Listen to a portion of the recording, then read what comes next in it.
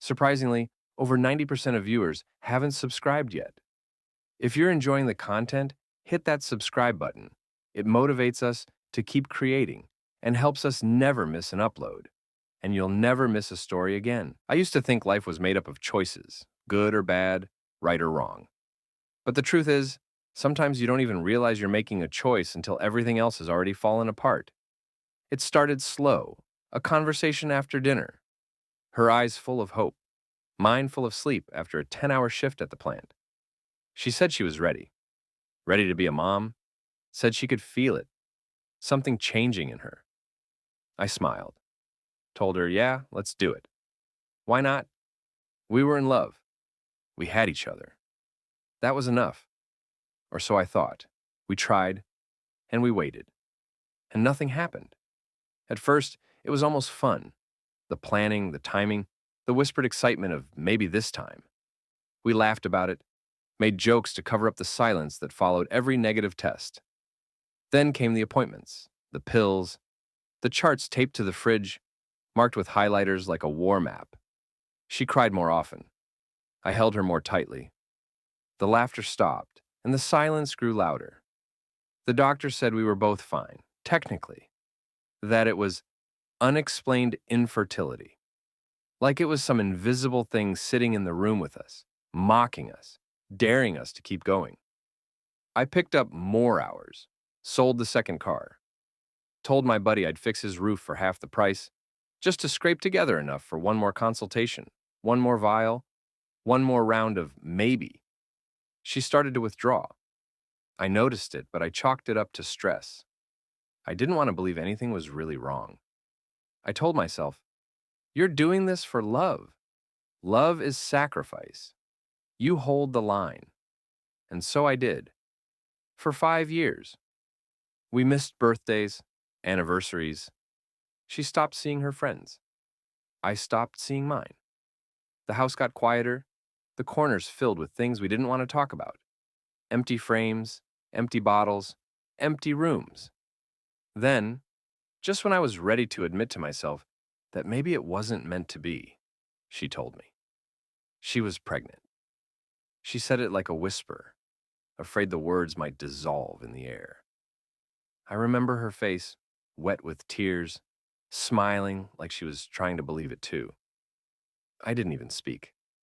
I just dropped to my knees and held her. Like, if I let go, it might not be real.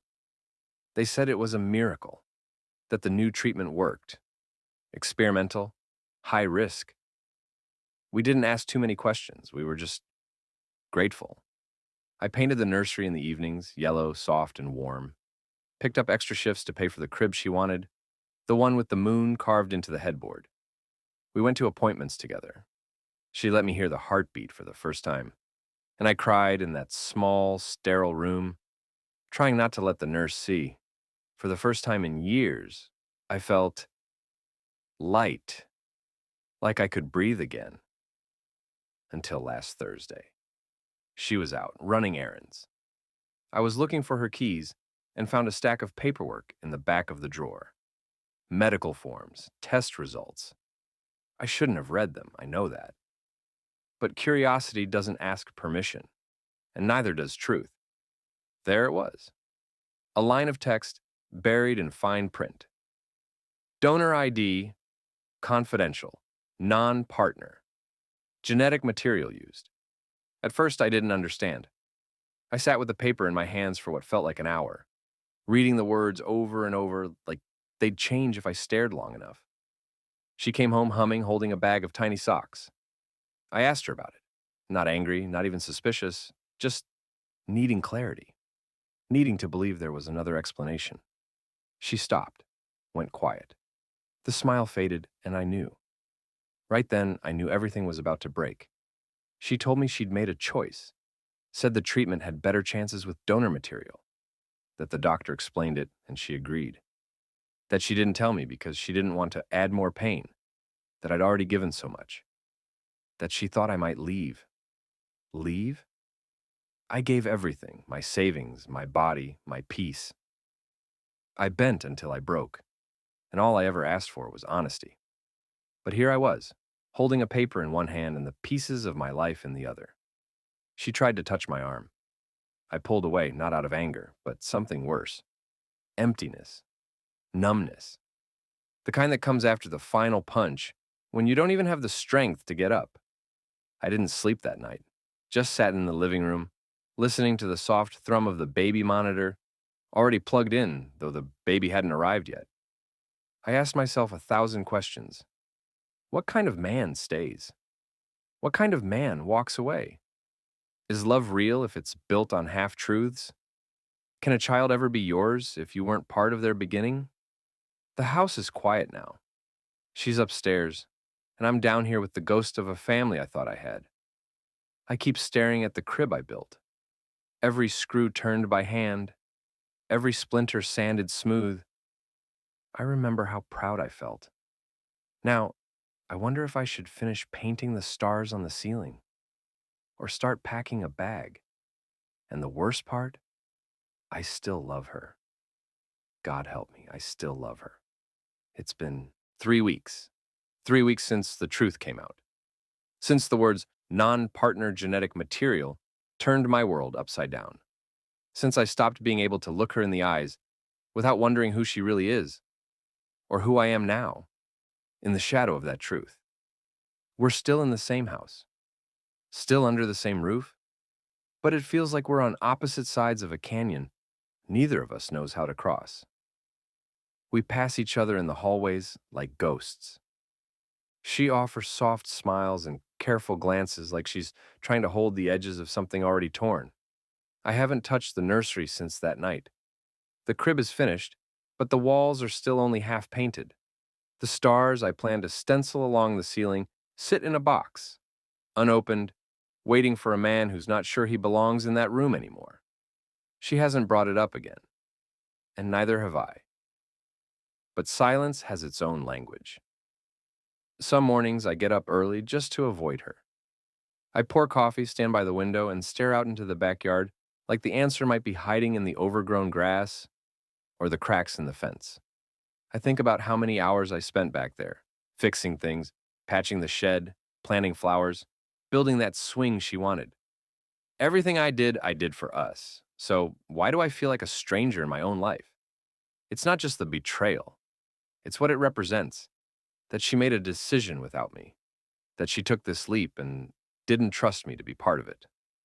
And now I'm standing on the edge of something I helped build, unsure if I have the right to stay inside. The baby's due in a few weeks. She's showing now, glowing, they call it. People smile at her in grocery stores, ask if it's her first. She nods and they touch her arm, say things like, "You'll be amazing," and she will. I know she will. But me? I just stand there pretending, smiling when I have to, holding the cart like it's the only thing keeping me upright. The truth is, I love that baby already. I feel it when I hear the heartbeat during appointments. I feel it when I see the tiny socks drying on the line. I feel it every time I walk past the nursery and catch a glimpse of the mobile I picked out, wooden moons and clouds. But I also feel something else, shame, like I'm lying just by standing there, like I'm pretending to be someone I'm not, a father to a child who doesn't carry my blood, a husband to a woman who no longer carries my trust. And yet, I still haven't left. Maybe that makes me weak. Maybe it makes me human. I talked to my brother about it last night. First time I brought it up to anyone. We sat in his garage, nursing warm beers under a flickering bulb. He listened, didn't say much, just nodded, like he already knew how it would go. When I finished, he looked at me and said, "So, what do you want to do?" And I didn't have an answer. What do I want to do? Walk away? Start over? Alone? Or stay? Pretend none of this matters? Raise this child as mine and carry the truth like a secret that only grows heavier with time? There's no easy answer, no clean line between right and wrong. I think about my own father, a hard man, didn't say much, but he showed up every day, no matter how tired he was, no matter how broke, He was there, reliable as the morning sun, and I wonder, is that what makes a man a father? Blood or presence? I haven't told her how I'm feeling. I don't know how. Every time I try, the words die in my throat. I'm scared they'll come out like accusations, or worse, like a goodbye. But the truth is crawling under my skin. It keeps me up at night. Makes my hands shake when I try to hold a wrench or stir my coffee. Makes me question whether the life I've built still belongs to me. I tried writing her a letter. Got as far as I don't know who we are anymore, then crumpled it and threw it away. She deserves better than silence, and so does that child. But how do you move forward when the foundation's cracked? I watched her last night. She didn't see me. She was sitting in the nursery, humming, folding tiny clothes. Her face was peaceful, gentle, like nothing had changed. And for a second, I believed it too.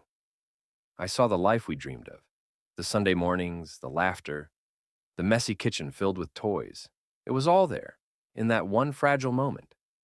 Then it passed, and I was back in the hallway, a ghost again, wondering if I'd already become the kind of man who watches life from the outside. I wish someone could tell me what to do. Give me a sign, a map, a reason, but no one can. Because this isn't about what's easy. It's about what's right. And I still don't know what that is. The baby came early. Not dangerously so, but enough to throw everything into chaos. It was a Tuesday. Rain hitting the windows, like it had something to say.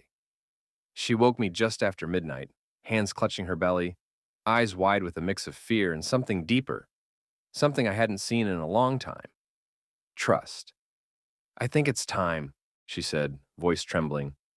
And just like that, every thought I'd been drowning in vanished.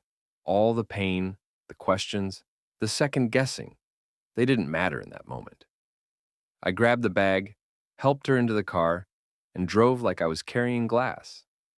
The hospital lights were too bright, the air too sterile, but none of it mattered. She squeezed my hand like it was the only thing tethering her to earth, and I held on.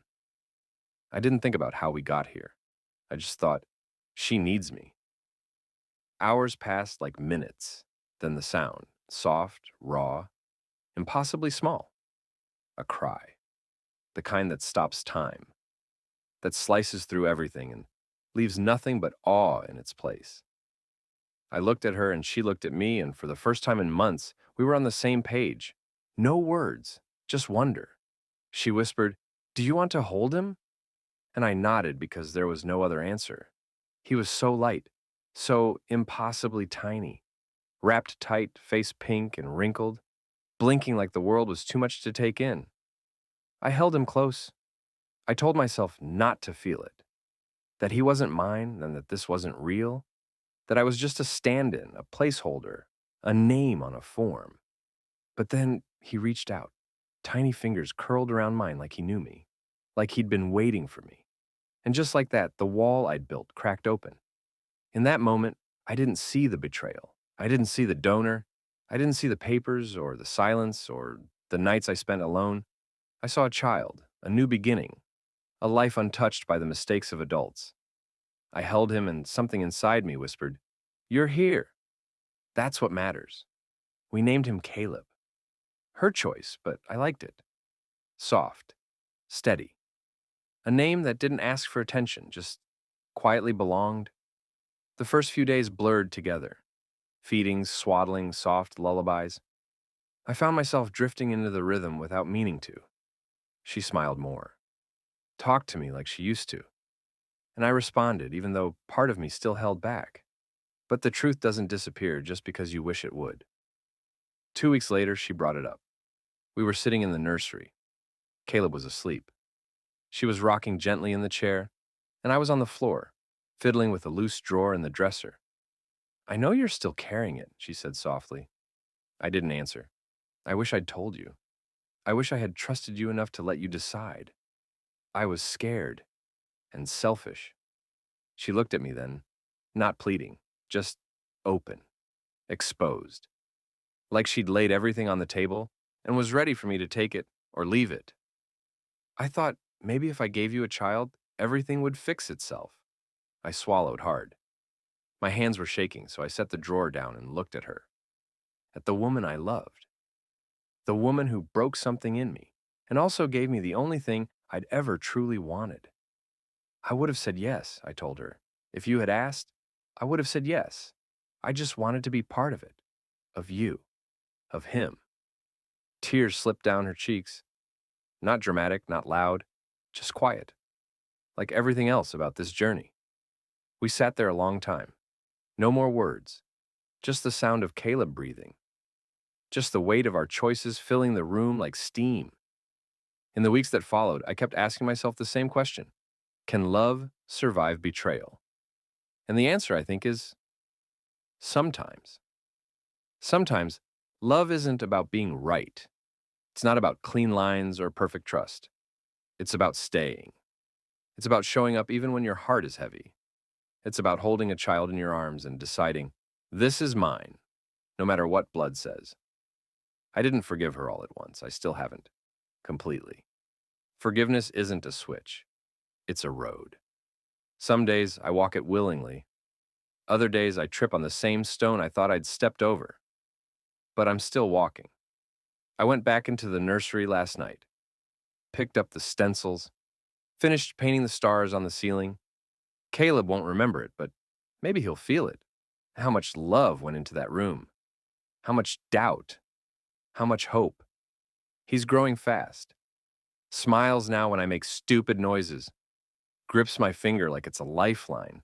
And every time he does, I remind myself, I chose this. Not because I had to, but because I wanted to. People will judge. They'll say I should have left, that I lost my dignity, that I'm raising a child who's not mine. But they don't know what it feels like to hold him after a long day.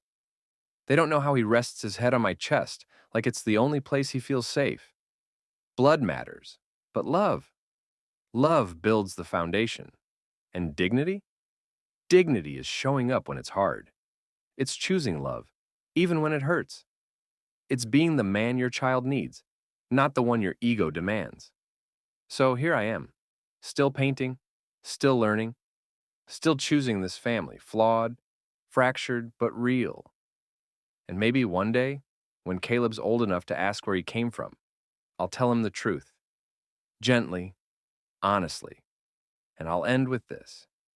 You may not have come from me, but you belong to me, and I'll never stop choosing you.